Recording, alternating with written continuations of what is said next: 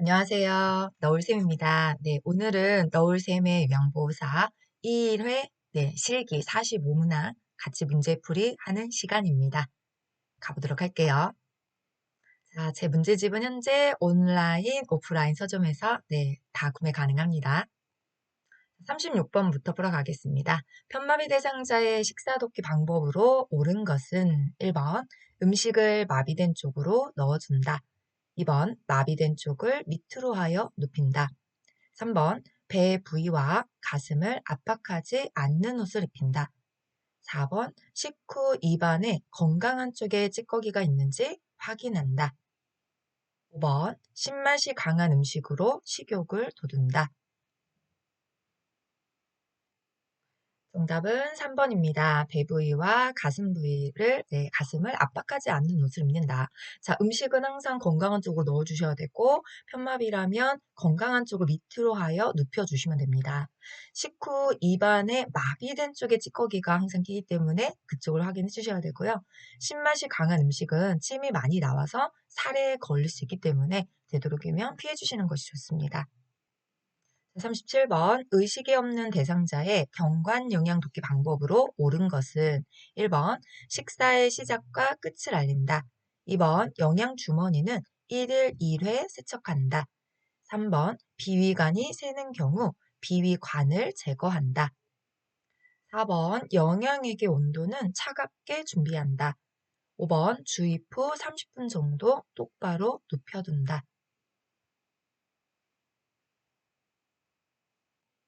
정답은 1번이죠. 네. 자, 의식이 없더라도 듣기가 가능하기 때문에 알려주셔야 되고요. 영양주머니는 1일 1회 세척이 아니라 매번 세척해서 사용하셔야 되고, 비위관이 새는 경우에는 비위관을 일단 잠궈주시고 관리 책임자에게 보고해 주시면 됩니다. 자, 영양액의 온도는 체온 정도로 적절하게 유지시켜 주시고요. 주입 후에는 상체를 높이고 30분 정도 앉아 있을 수 있도록 도와주시면 됩니다. 38번입니다. 자, 우리 선생님들 2025년에 2024년과 달라진 게 뭐예요? 라고 질문하시면 여기에요.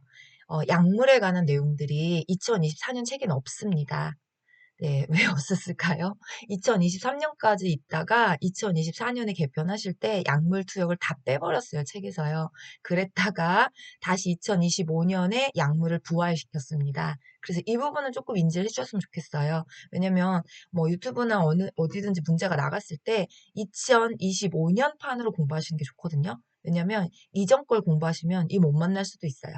예, 그러니까 되도록이면 문제집, 유튜브 뭐든지 간에 공부하실 때는 2025년에 딱 개편된 걸로 하시는 게 가장 효율적이다라고 생각해 주시면 됩니다. 자, 그럼 이제 약물과 관련된 거 풀어보도록 할게요. 자, 38번입니다. 경구약을 복용하는 대상자 돕기 방법으로 옳은 것은 1번 금식인 경우에는 혈압약도 중단한다. 2번 천장을 쳐다보고 똑바로 눕힌 자세로 복용한다. 3번 물은 약을 삼킬 정도의 적은 양만 제공한다. 4번 알약은 약병에서 약뚜껑으로 옮긴 후에 손으로 옮긴다. 5번 가루약은 봉지를 열어 가루 상태로 복용한다. 네, 정답은 4번입니다. 네, 약병에서 약뚜껑으로, 약뚜껑에서 손으로, 손이 먼저 닿게 되면 균 감염에 의해서 약이 감염될 수 있거든요. 그래서 오염될 수 있는 감염이 아니라 오염이죠. 네. 자, 1번 같은 경우에 금식이어도 혈압약은 중단하시면 안 되는 거고요. 그 다음에 침상 머리를 높이고 반자리를 취한 자세에서 경구약을 복용하시면 됩니다. 자, 약이 잘 흡수될 수 있도록 물은 충분히 마셔주셔야 되고요. 가루약은 약간의 물에 녹여서 숟가락 같은 곳에다가 이렇게 물과 함께 녹여서 투약을 진행해 주시면 됩니다. 39번입니다. 대상자가 화장실 변기를 사용하여 배설할 때 돕는 법을 순서대로 나열한 것은 자, 이거는 제가 가나다라 말을 읽어드리고 시간을 좀 드리면 우리 선생님들이 직접 풀어보셨으면 좋겠습니다.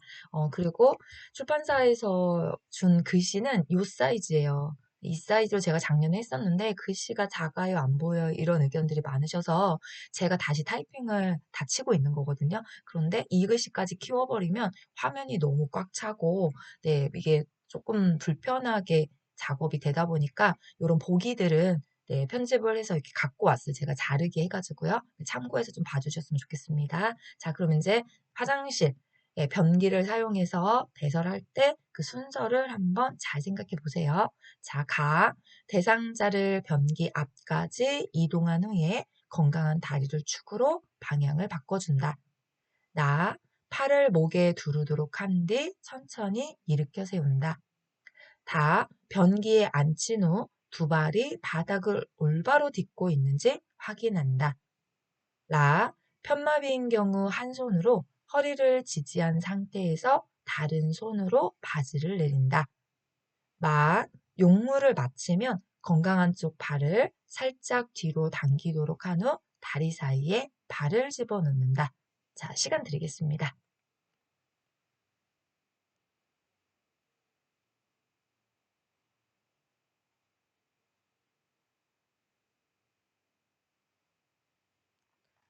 자, 정답 공개하겠습니다.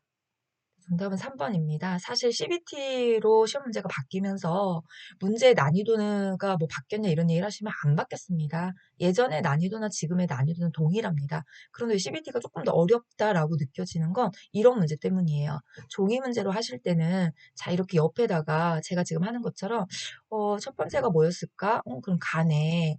이게 제일 먼저 하고 그 다음에 두 번째 편마비인 경우 한 손으로 허리를 지지해서 바지를 내리게 하고 그 다음에 변기에 이제 앉힐까? 그 다음에 두 발이 바닥에 닿는지 한번 확인해 주시고 그 다음에 네, 어디로 갑니까? 마로 가죠? 용모를 다 마쳤다면 네, 다리 살짝 뒤로 당겨서 발 집어 넣으신 상태에서 예, 천천히 이렇게 세워주시면 된다. 이렇게 1, 2, 3, 4, 5를 종이 문제 풀 때는 쓰시면서 풀어도 충분히 합니다. 그런데 CBT로 바뀌면서 오로지 눈과 머리와 손가락으로만 문제를 풀어주셔야 되기 때문에 그래서 이렇게 순서 문제가 종이로 풀 때보다 CBT로 풀 때 훨씬 어렵습니다. 괜찮습니다.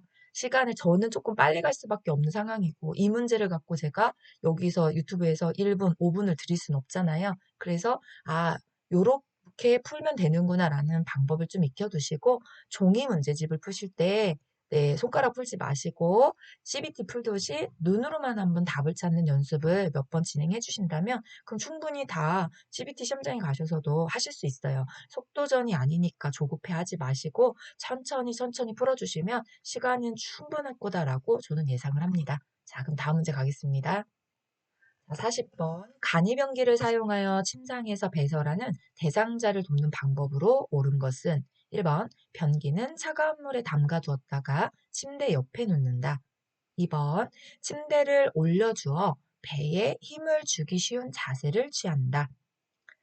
3번 바지를 내린 후 허리 아래 부분을 무릎 덮개로 덮어준다. 4번 배서로 물티슈로 뒤에서 앞으로 닦아준다. 5번 주변을 조용하게 해준다. 네, 정답은 2번이죠. 침대를 올려주면 머리 쪽을 올려주면 이렇게 공간이 그쵸 좁아져서 배에 힘을 주기 쉬운 자세로 취해줘서 용변 배출이 원활해집니다.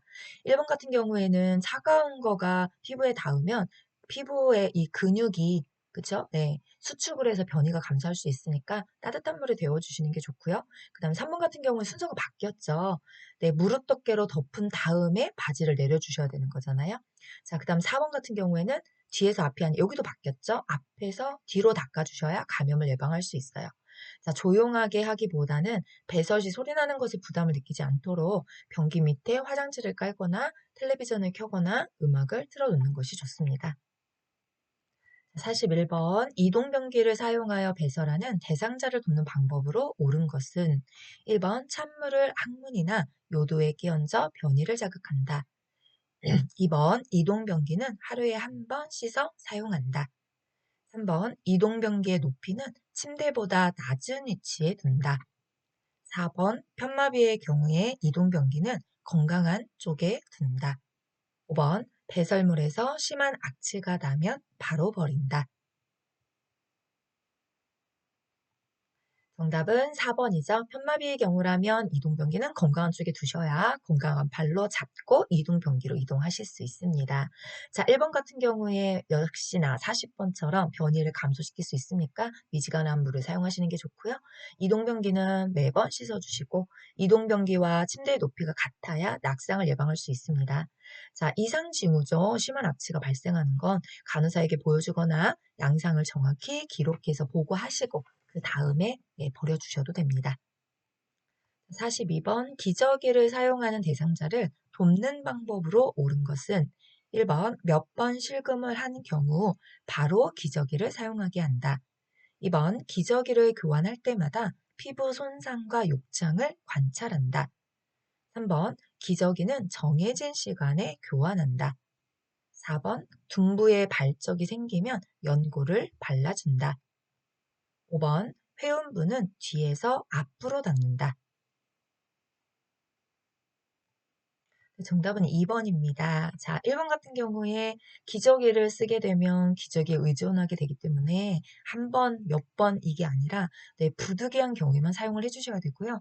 기저귀는 정해진 시간이 없습니다. 대소변 배출이 있으면 즉시 교환을 해주셔야 되고요. 자, 둔부에 발적이 있다면 어떻게 해야 될까요? 가볍게 두드려 마사지를 하며 욕창 예방 조치를 하고 보고를 해주셔야 됩니다. 자, 회음부는 항상 감염을 예방하기 위해서 앞에서 뒤로 닦아주시면 됩니다. 자, 43번 유치도뇨관을 삽입하고 있는 대상자의 소변 주머니 관리 방법으로 옳은 것은 1번 소변량과 색깔은 8시간마다 확인한다. 2번 소변 주머니는 방광보다 높은 위치에 둔다. 3번 수분 섭취는 제한한다. 4번 요양보호사가 유치도뇨관의 교환을 해준다. 5번 소변량이 적어진 경우 간호사에게 보고한다.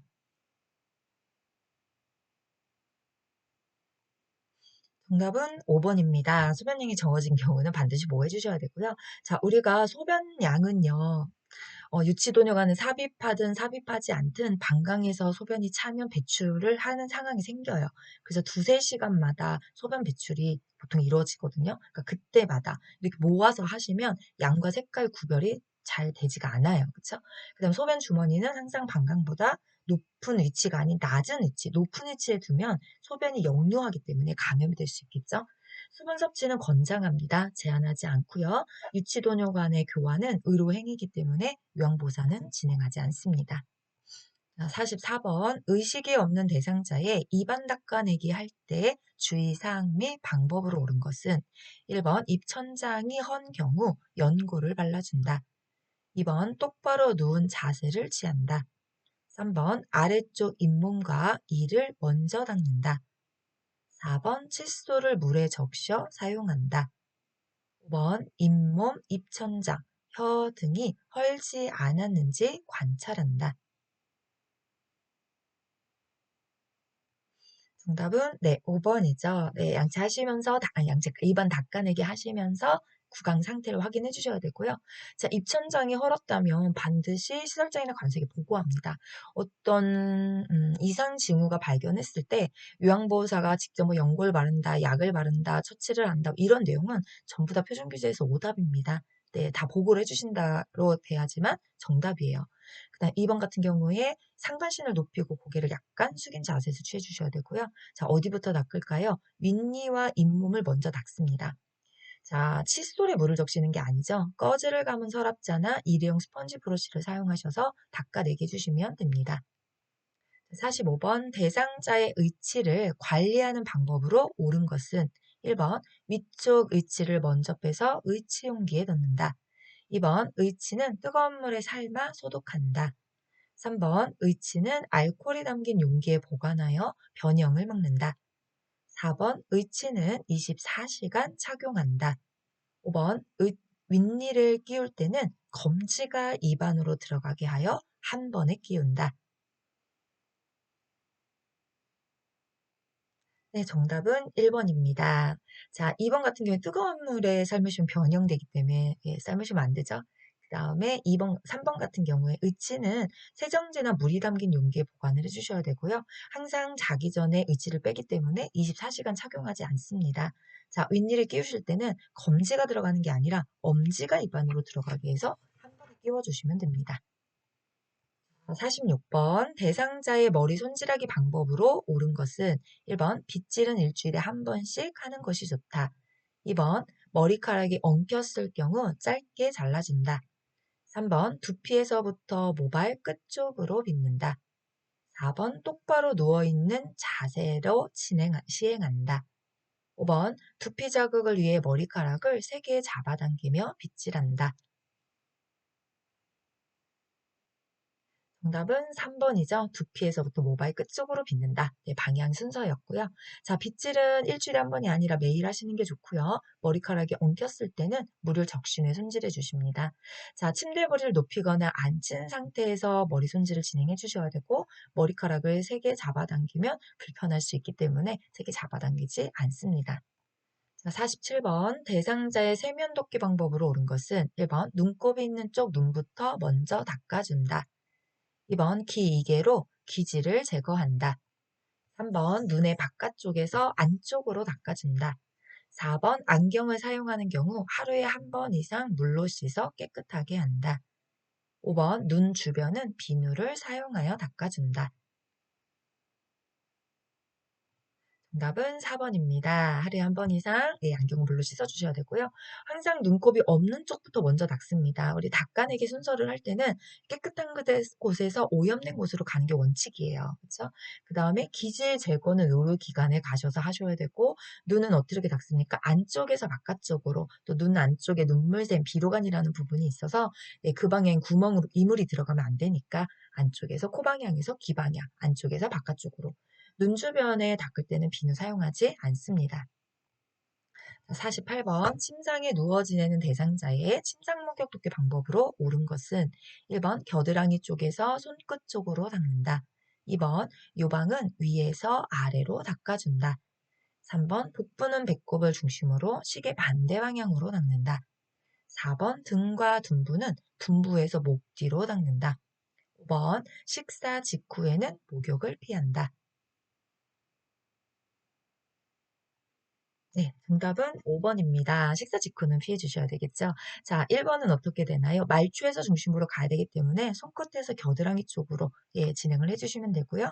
요방은 원을 그리듯이 닦아주시면 됩니다. 배꼽은 어떻게 하나요? 배꼽이래요. 복부는요. 네, 배꼽을 중심으로 시계 방향, 대장의 위치가 시계 방향으로 되어 있기 때문에 장 운동을 활발하게 해주기 위해서 시계 방향 닦아주셔야 됩니다. 자, 깨끗한 데서 오염된 곳으로 간다고 했으니까 둔부가 목보다는 오염이 돼 있어요. 그래서 목에서 둔부 쪽으로 닦아주시면 됩니다. 49번 대상자의 체위 변경 시 신체 손상을 예방하기 위한 올바른 신체 정렬 방법은 1번 다리와 몸통에 큰 근육을 사용한다. 2번 무게중심을 상체에 둔다.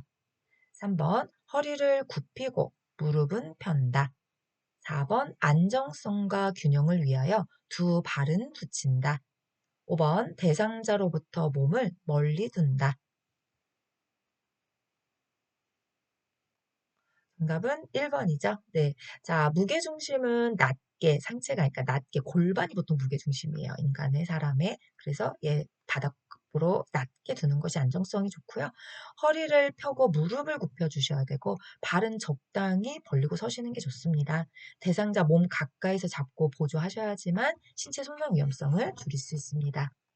자, 50번. 다음 그림과 같이 협조가 가능한 대상자가 발 쪽으로 내려가 있을 때 머리 쪽으로 이동하는 방법으로 옳은 것은 1번 상의와 바지를 잡고 들어 올린다. 2번 어깨와 무릎 밑을 지지한다. 3번 양쪽 겨드랑이를 잡고 당겨 올린다. 4번 침대 머리 쪽 난간을 잡게 한 후 하나, 둘, 셋 신호를 하여 같이 이동한다. 5번 어깨와 대퇴 밑을 지지하여 올린다. 네, 정답 찾아주세요.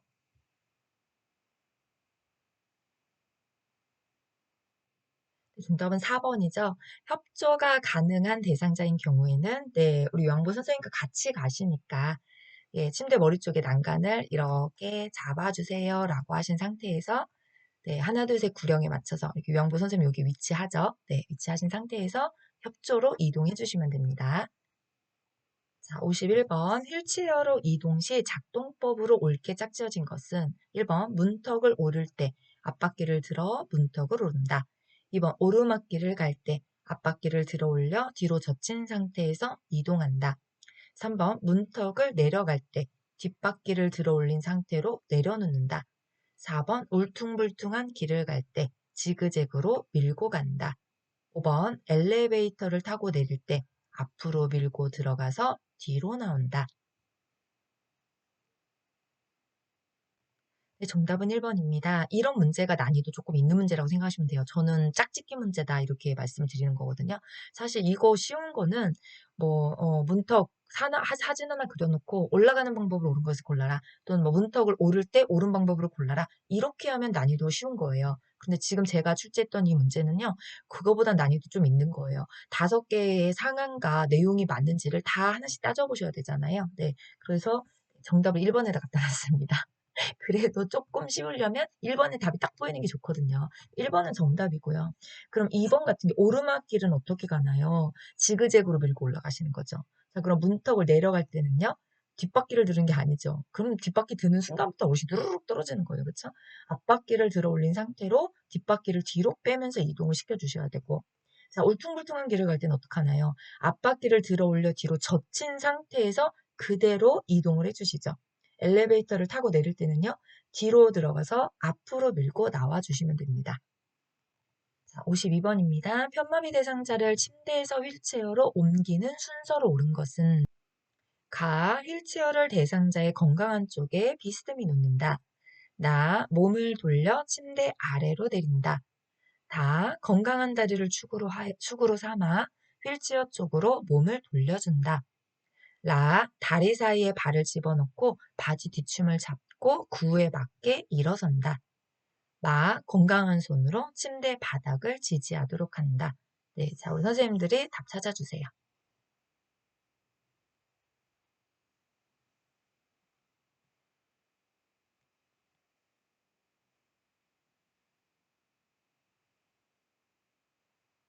자, 정답 공개하겠습니다. 예, 자, 정답은 3번입니다. 아까 말씀드렸듯이 손가락을 사용하지 마시고 오로지 머리와 눈으로만 답을 찾아주십시오. 라는 연습과 훈련이 조금 필요한 문제였습니다. CBT이기 때문에. 그래서 가장 먼저 건강한 쪽에 비스듬히 내려놓으신 상태에서 몸을 돌려 침대 아래로 내려주시고 건강한 손으로 바닥을 지지하게 하신 상태에서 다리 사이에 명보사 발을 넣고 뒷춤을 잡고 구에 맞춰 일어서시면 그 다음 건강한 다리를 축으로 삼아 휠체어 쪽으로 몸을 돌려주시면 됩니다. 네, 다음 문제 가겠습니다.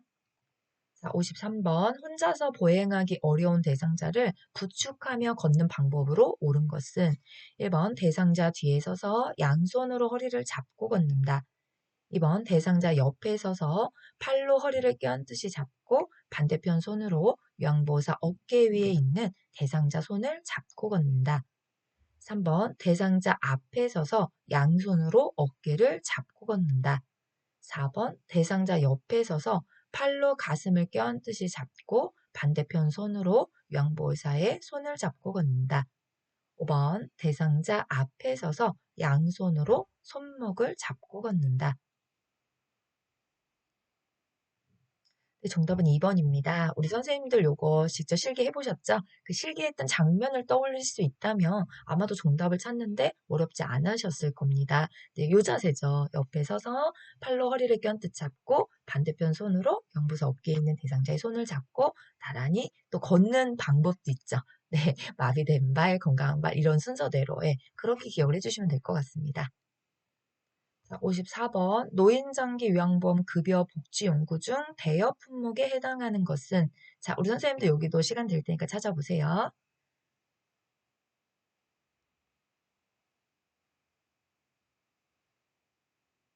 네, 정답 몇 번일까요? 네, 배외 감지기 1번이 대여 품목에 해당하는 내용이죠. 네.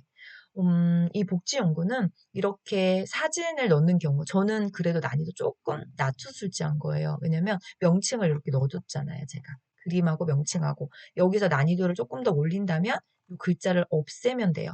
그러면 이 이미지가 떠올라서 저거 배의 감지기다. 저거 욕창 예방 방석이야. 뭐 이렇게 나올 수도 있지만 사실 그 사진을 이미지화가 되지 않는다면 저게 뭐였지? 이렇게 헷갈릴 수도 있을 만한 내용이거든요. 그래서 저는 그 중간 지점에 문제를 출제했다 생각해 주시면 되고, 이렇게 그림으로 출제하는 경우도 있고, 글씨로 내는 경우도 있어요. 저 다음 회차에서는 글씨로다가 출제한 문제들도 있거든요. 그런데 중요한 건 글씨로 내던 그림으로 내던 정답을 찾는 거잖아요. 그럼 어떤 노하우가 계셔야 됩니까? 우리 선생님들 대여 품목 암기하고 계실까요? 수동일체어, 전동침대, 수동침대, 이동욕조, 목욕리프트, 배의 감지기. 그다음 구입과 대여가 다 같이 되는 거 기억하고 계실까요? 욕창 예방 매트리스와 실내용, 실외용의 경사로. 요렇게만 암기가 되어 있다면 어떤 형태의 문제가 출제돼도 틀릴 이유는 전혀 없습니다. 네, 그래서 요런 문제 푸시면서 그런 글씨로 한번 대여 품목 한번 외워보자 이렇게 진행해 주시면 좋겠고 제 문제집에는 해설에 이거 다 자세하게 다 다뤄놨어요.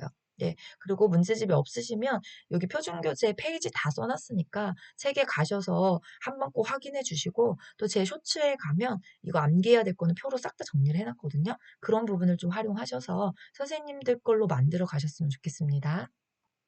자, 55번 제가 대상자의 식사 준비를 돕는 방법으로 옳은 것은 1번 식사를 도우기 위해 조미료를 넣어 무침을 한다. 2번 식단은 요양보호사가 단독으로 작성한다. 3번 생선은 오래 삶고 육류는 단시간에 익힌다. 4번 소화에 도움이 되는 튀기기 조리 방법을 주로 사용한다. 5번 침 분비가 감소하므로 재료가 촉촉하도록 국물이 있는 조리법을 선택한다. 정답은 5번입니다. 자, 1번 같은 경우에 조미료, 네, 안 되죠. 식초나 소스와 같은 걸 첨가해서 무침을 해주시는 게 좋고요. 식단은 요양보호사 단독으로 작성하시는 것이 아니라 대상자와 함께 작성하셔야 됩니다. 자, 바뀌었죠. 육류는 오래 삶으면 부드러워지나 생선은 오래 삶으면 질기고 딱딱해지기 때문에 순서가 두 개가 바뀌었습니다. 자, 노예는 지방질의 소화력이 낮기 때문에 기름기가 적은 조리 방법이 적당합니다. 그래서 튀기기 방법은 많이 사용하지 않는 것이 좋습니다. 자, 56번 대상자의 의복과 옷감에 생긴 얼룩을 제거하는 방법으로 옳은 것은 1번 얼룩이 묻었을 때는 비비는 것이 좋다. 2번 얼룩이 생기면 시간을 두었다가 세탁한다. 3번 튀김기름 얼룩은 알코올을 몇 방울 떨어뜨리고 비벼서 제거한다. 4번 혈액이나 체액은 더운 물로 닦고 찬물로 헹군다. 5번 커피 얼룩은 식초와 주방 세제를 1대1로 섞어서 칫솔로 얼룩 부분을 제거한다.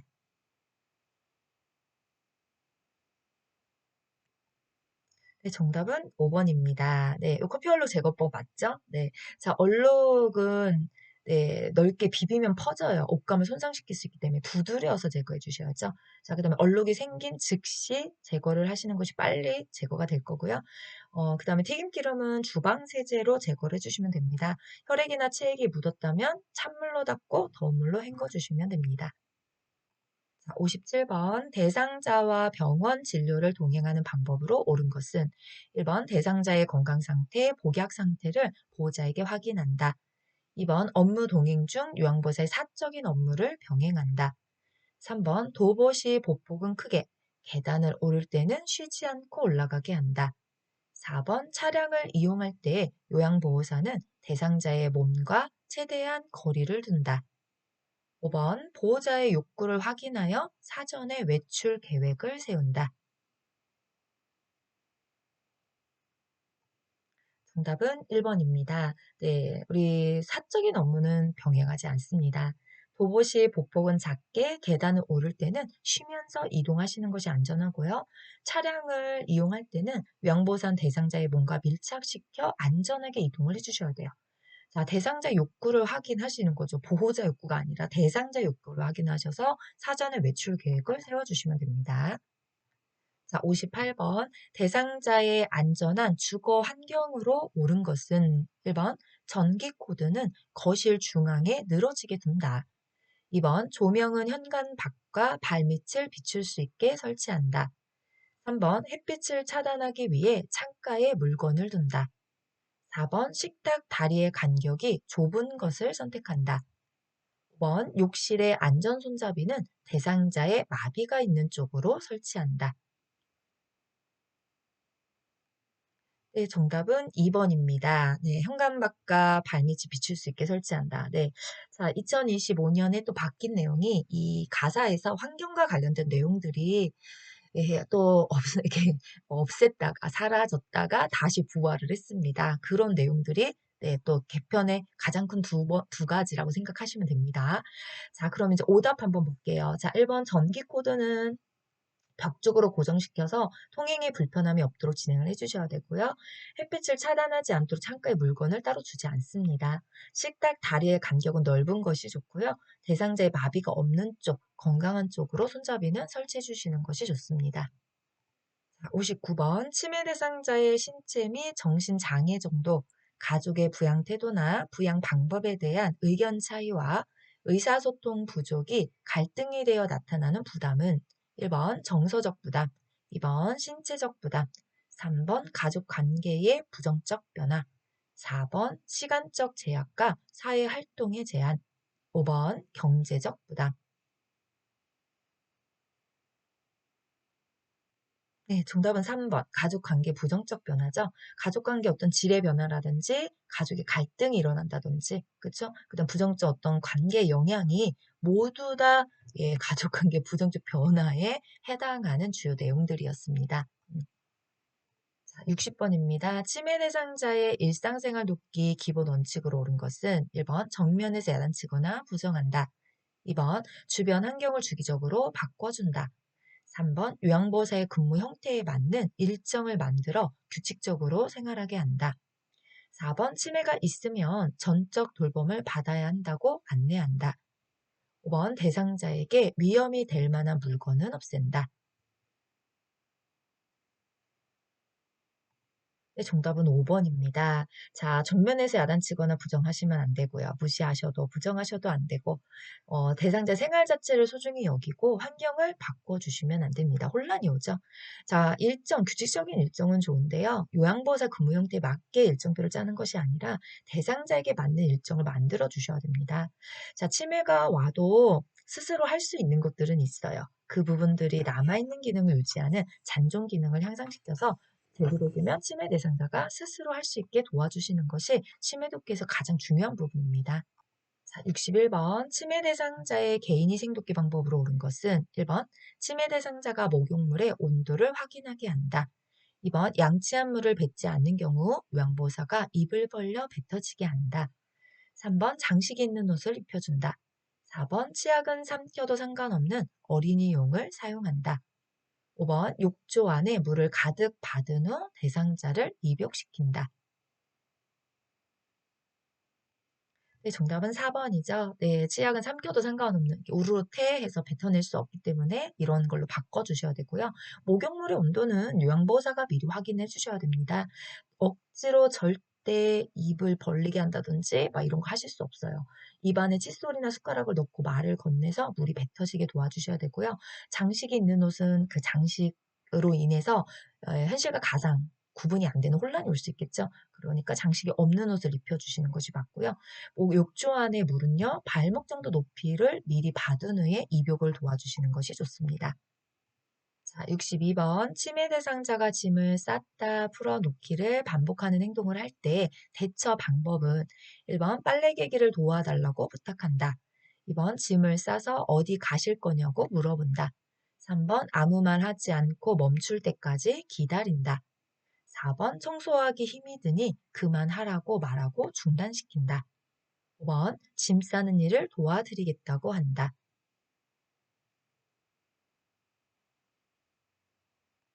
네, 정답은 1번입니다. 빨래 개기를 도와달라고 부탁한다. 이거 어떤 건가요? 주의환기법이죠. 질문이나 반복 질문이나 반복 행동을 하는 경우에 주의 환기법 여러 가지가 있었습니다. 박수치고 좋아하는 음식, 박수치고 또 저 좀 보세요 하고 좋아하는 노래, 또 좋아하는 관심이나 이야깃거리, 그 다음에 지금 하시는 것이 단순한 일거리, 콩고르기, 나무다듬기, 빨래 개기와 같이 이런 단순한 일거리를 제공하셔서 이렇게 관심을 환기, 넘어갈 수 있게 도와주시는 것이 좋습니다. 하나만 더 할게요.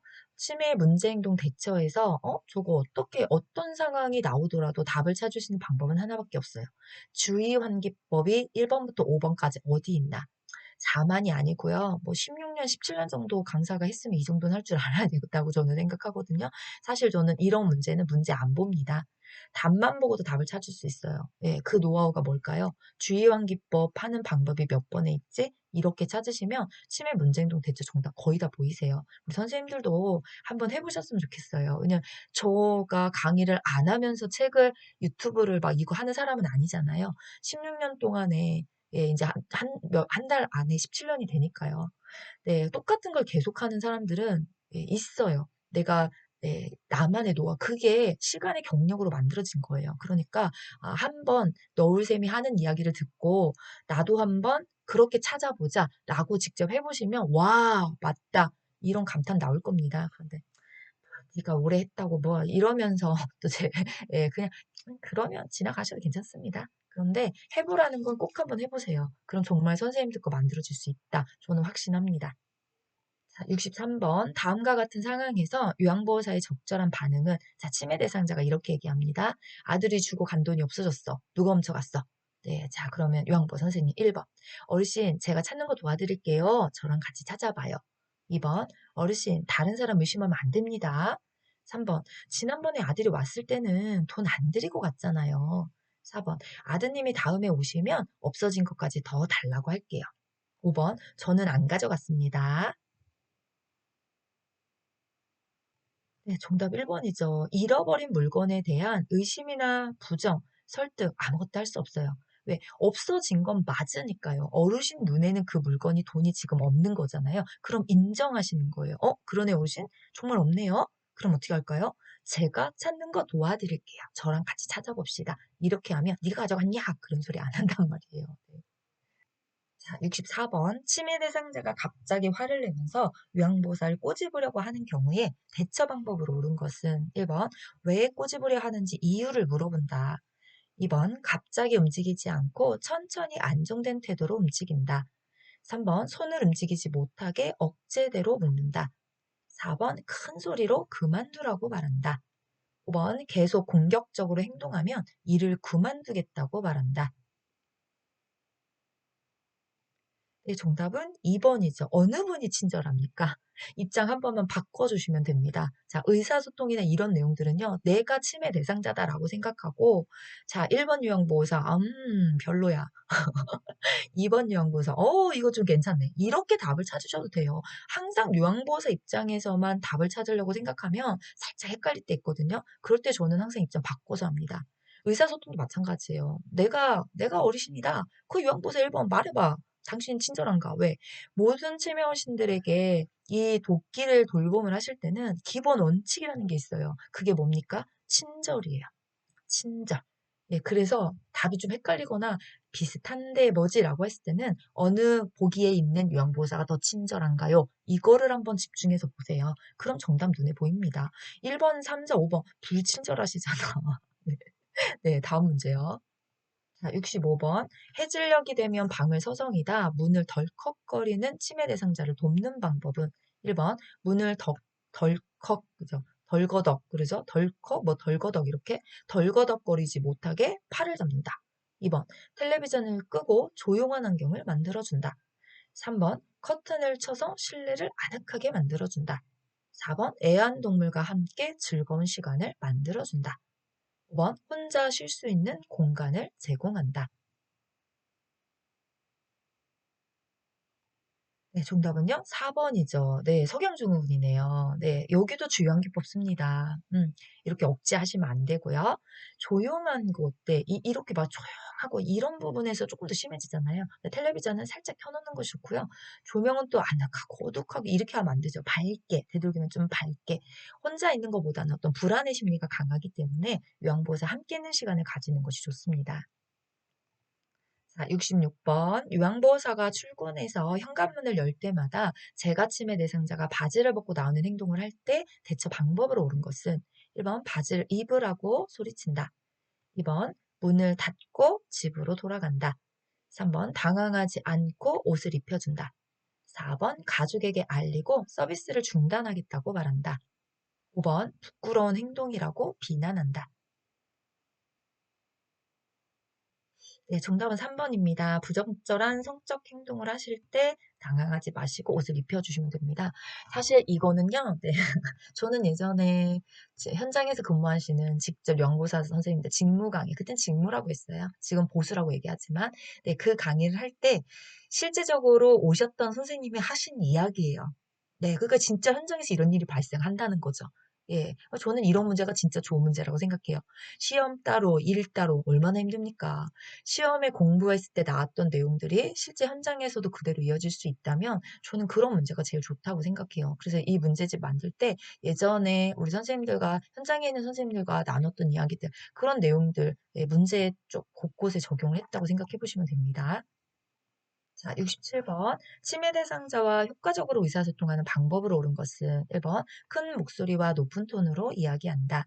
2번 부정형 문장과 긍정형 문장을 함께 사용한다. 3번 친근감을 표현하기 위해 반말을 사용한다. 4번 한 번에 한 가지씩만 질문한다. 5번 왜? 라는 이유를 묻는 질문을 한다. 네, 정답은 4번입니다. 한 번에 한 가지씩 해주셔야 되고요. 큰 목소리나 높은 톤으로 말하면 대상자가 이 말하는 사람이 화가 난 것으로 여길 수 있습니다. 그래서 목소리 톤도 우리가 조금 조절이 필요하고요. 부정형 문장보다는 긍정형 문장을 사용하는 것이 좋습니다. 절대 반말 쓰시면 안 되죠. 네, 존칭어 사용하셔야 되고 왜라는 이유를 묻는 질문하지 않습니다. 생각해서 답을 해야 되기 때문에 조금 어렵습니다. 네, 아니요로 간단히 답할 수 있는 질문으로 바꿔주시면 됩니다. 자, 68번. 치매 대상자의 계산력과 기억력을 향상시키기 위한 프로그램으로 적절한 것은 1번 내 건강 일기 쓰기, 2번 악기 연주하기, 3번 날짜 계산기, 4번 손가락 낭독해, 5번 여러 가지 단어 말하기.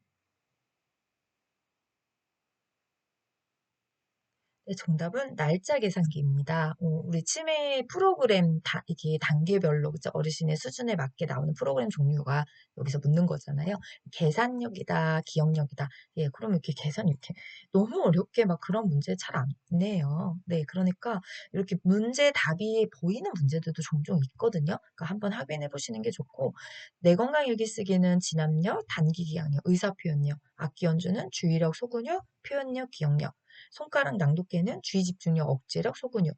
그다음에 여러 가지 단어는 언어 유창성 증진. 제 문제집에 있는 해설 그대로 읽었어요. 네, 그런데 얘는 어디를 바탕으로 만든 거냐면 표 하나만 보여드릴게요. 자, 이 표거든요. 네, 치매 요양보 파트를 이제 요점 정리할 거예요. 아직 다 거기까지 못 갔고요. 2024년 책과 뭐 그 파트는 달라진 게 없으니까 예, 요렇게 2024년에 2023년과는 다릅니다. 2024년에 다시 순서를 다 내용 정리를 했어요. 그리고 지금 어디서 문제가 출제된 거냐면 자, 좀 전에 예, 요거였죠. 날짜 계산기. 요거잖아요. 그래서 인지자국 훈련에 인지기능에 문제가 없는 경우 경증 치매, 중증 치매 단락별로 일단 나누는 게 중요하고요. 그다음 빨간 글씨요. 이런 문제를 출제 많이 해요, 요즘에는요. 그래서 내 건강 일기 쓰기는 어떠한 인지 기능을 향상시키는 거냐, 얼굴 삼행시는 어떠한 기능을 향상시키는 거냐 이런 걸 물어보기 때문에 각 네, 인지자국 훈련마다 빨간 글씨가 이걸 하면 이 검정 글씨의 인지자국 훈련을 하면 빨간 글씨가 인지가 좋아지는구나 라고 생각을 하시면서 이 표를 좀 기억해 주시는 것이 좋습니다. 항상 문제풀이 할 때도 등장할 거고 개념 정리에도 나올 거고 네, 그 다음에 쇼츠에도 다 있어요. 네, 그러니까 선생님들이 얼마든지 제 유튜브를 가지고 활용하는 것만 알고 계신다면 이런 거는 쉽게 찾아가실 수 있다고 생각하거든요. 네, 아니면 지금 정지 버튼을 눌러주시고 스크린샷 하셔가지고 갤러리에 저장해서 보셔도 되잖아요. 네, 그럼 다음 갈게요. 자, 69번 대상자와의 비언어적 의사소통 기법으로 옳은 것은 1번 적절한 시선의 움직임으로 눈맞춤을 한다. 2번 대화하는 동안 머리를 계속 끄덕인다. 3번 몸을 앞으로 구부리는 태도를 유지한다. 4번 잦은 헛기침을 반복한다. 5번 대상자보다 눈높이를 높인다.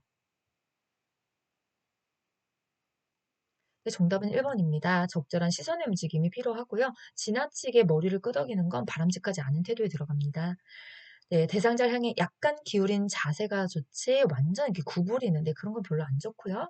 헛기침도 바람직하지 않은 태도. 네, 눈높이는 네, 같은 눈높이. 네, 대상자와 같은 눈높이. 자, 70번. 다음 대화에서 요양보호사의 공감적 반응으로 옳은 것은 자, 대상자.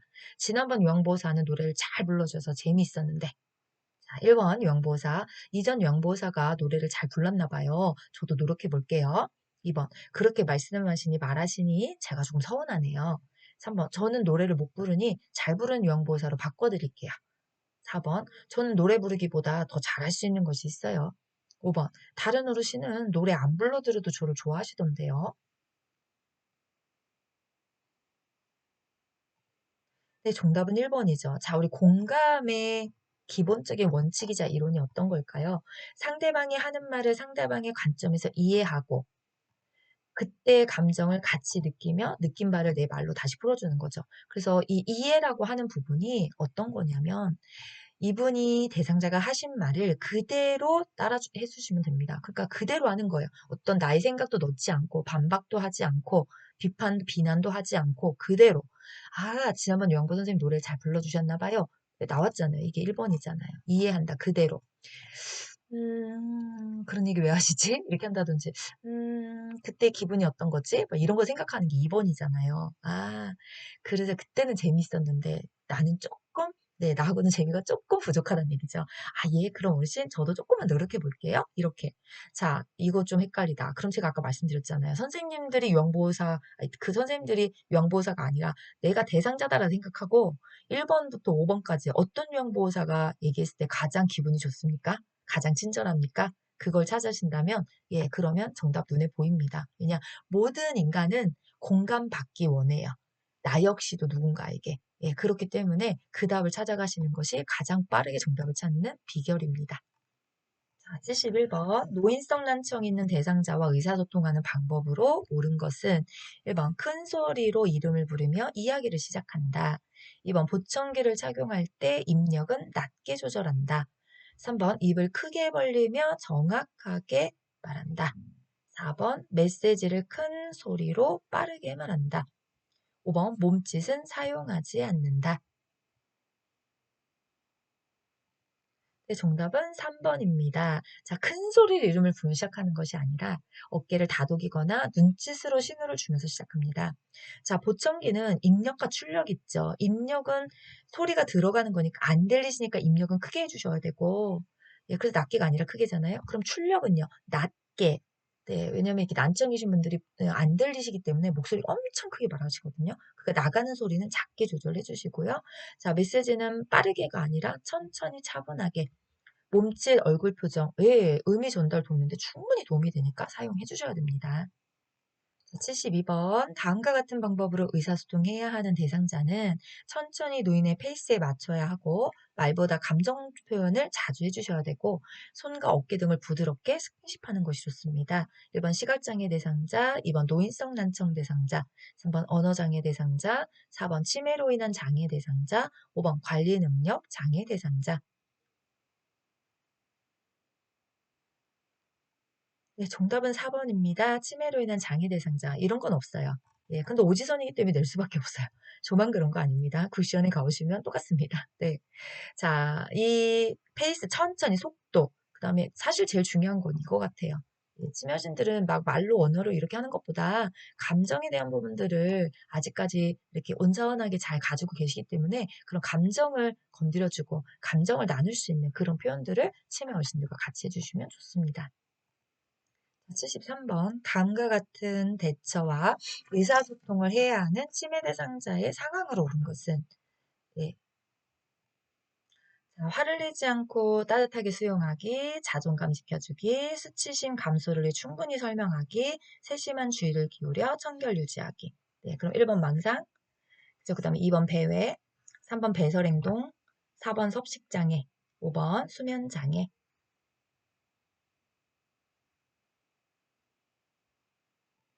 네, 정답은 3번입니다. 이거 표에 있는 문제예요. 네. 자, 진압력 약화, 실금에 대한 수치심, 돌봄 제공자의 관심 부족, 또 노화로 인한 신체적 변화 등의 원인이 돼서 배설 행동이 나타날 수 있어요. 이런 문제들이요. 이제 그런 배설 행동에 대한 적절한 대처이자 의사소통 방법이었습니다. 자, 74번. 장기 요양 현장에서 발생할 수 있는 위험 및 위기 대응 대처 방법으로 옳은 것은 1번 가장 먼저 응급처치를 실시한다. 2번 대상자를 흔들며 의식 상태를 확인한다. 3번 응급 상황이 종료된 경우 기록 문서는 작성하지 않아도 된다. 4번 구급대원이 도착할 때까지 상황별 응급처치를 실시하도록 한다. 5번 119에 신고하고 전화는 바로 끊는다. 정답은 4번입니다. 구급대원이 도착할 때까지 상황비 응급처치 실시하도록 한다. 자, 그럼 가장 먼저 응급처치하는 거 아닌가요? 어떠한 일이 일어났는지 상황을 파악하는 것이 가장 먼저 해야 할 일입니다. 네, 가볍게 두드리며 의식 상태를 확인하셔야지 흔드시면 안 되는 거고요. 위기 상황에 대한 기록 문서를 꼭 작성을 해주셔야 됩니다. 구급대원이 끊어도 좋다고 할 때까지 절대 전화는 먼저 끊지 않습니다. 75번 화재 예방 및 대처 방법으로 옳은 것은 1번 기름을 사용하여 요리하는 경우 잠시 주방을 떠나도 된다. 2번 난로 곁에 세탁물을 널어 놓는다. 3번 계단이 아닌 엘리베이터로 이동해야 한다. 4번 옥상 출입문은 안전을 위해 항상 닫혀 있어야 한다. 5번 최대한 자세를 낮추면서 움직인다. 네, 정답은 네, 5번입니다. 이거 화재 대피와 관련된 예방이죠. 네, 1번 같은 경우에 절대 이런 경우 주방을 떠나시면 안 되고요. 난로 곁에 불이 붙는 물건은 절대 놔두시면 안 돼요. 자, 엘리베이터가 아닌 계단을 이동하셔야 되고 옥상 출입문은 항상 열려 있어야지만 대피할 수 있습니다. 76번 감염 예방을 위한 손 씻기 방법으로 옳은 것은 1번 손 소독제를 사용하는 것으로 올바른 손 씻기를 대체할 수 있다. 2번 세면대에 물을 담아서 씻는다. 3번 손은 씻은 후 젖은 수건으로 닦는다. 4번 장갑을 착용했더라도 손은 씻는다. 5번 반지나 팔찌는 착용을 권장한다.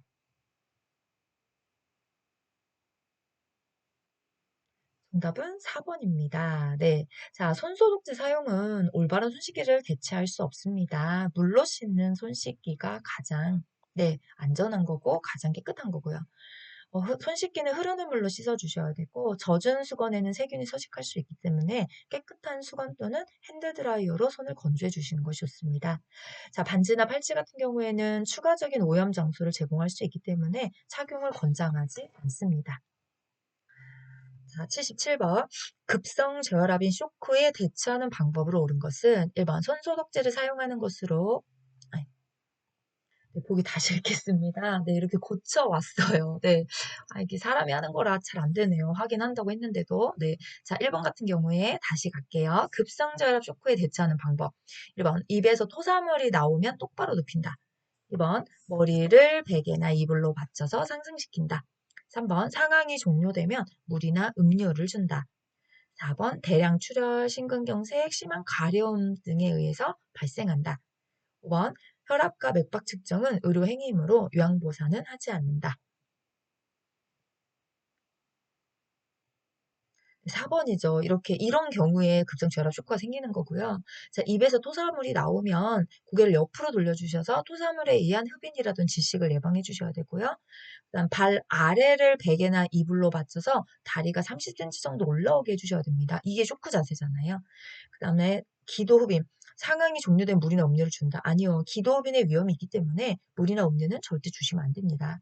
5번 같은 경우에는 요양보호사 선생님들이 자동 혈압계 사용 가능해요. 그래서 표준규제에도 그렇게 나와 있죠. 그러니까 신속하게 자동 혈압계로 혈압과 맥박을 측정하셔가지고 현재 상태가 어떻게 되는지를 한번 관찰을 해주셔야 됩니다.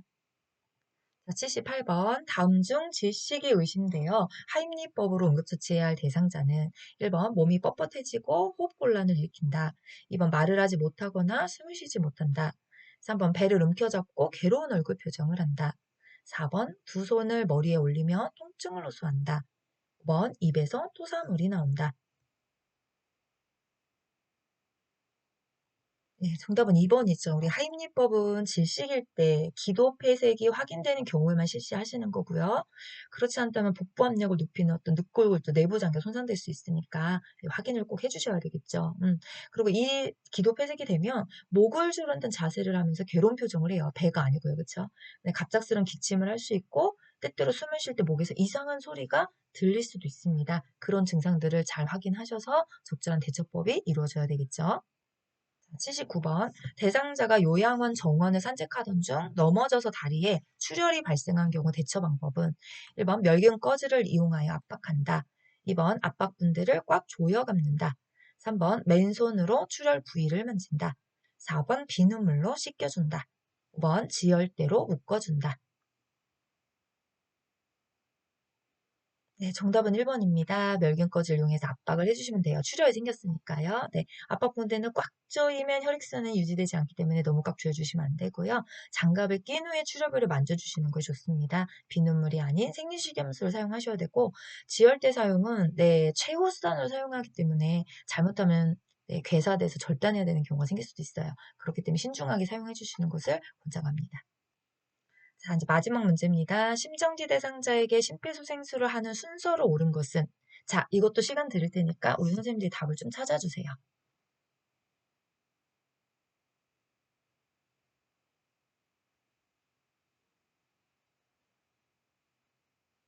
네, 정답 공개하겠습니다. 네, 정답 몇 번인가요? 네, 4번입니다. 일단은 저기 여보세요, 괜찮으세요? 반응 확인 한번 해주셔야 되고요. 네, 반응이 없다. 네, 그럼 도움 요청과 119에 네, 신고해 주시고요. 10초 안에 보고 듣고 느끼고를 진행하셔서 호흡 여부를 확인하신 상태에서 없다. 그럼 바로 가슴 압박에 들어가 주시면 됩니다.